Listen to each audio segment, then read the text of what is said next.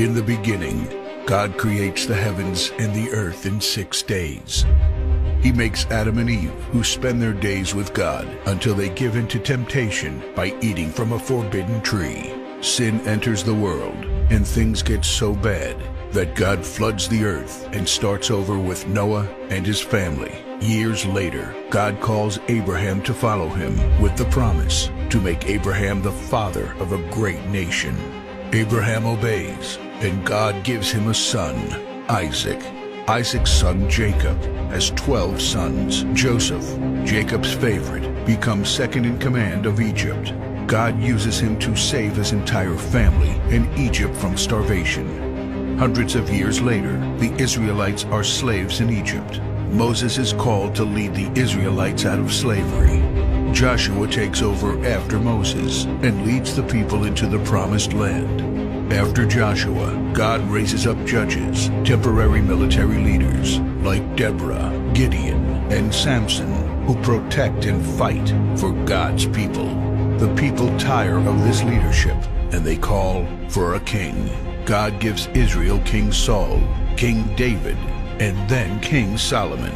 But it's all downhill from here. The people rebel. The kingdom of Israel is divided, and everyone turns their back on God. Prophets like Elijah, Isaiah, Micah, and Jeremiah warn that if people don't repent of their sins, there will be consequences. But the people ignore their warnings.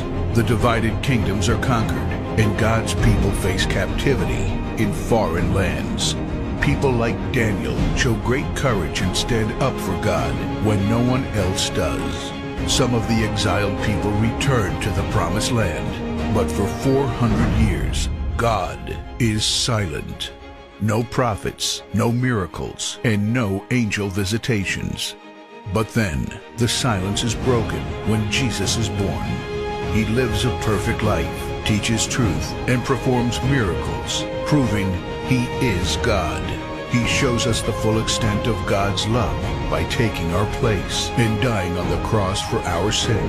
He is placed in a grave, but 3 days later, Jesus rises again, conquering sin and death. His followers travel the world, sharing the good news of His love and starting churches.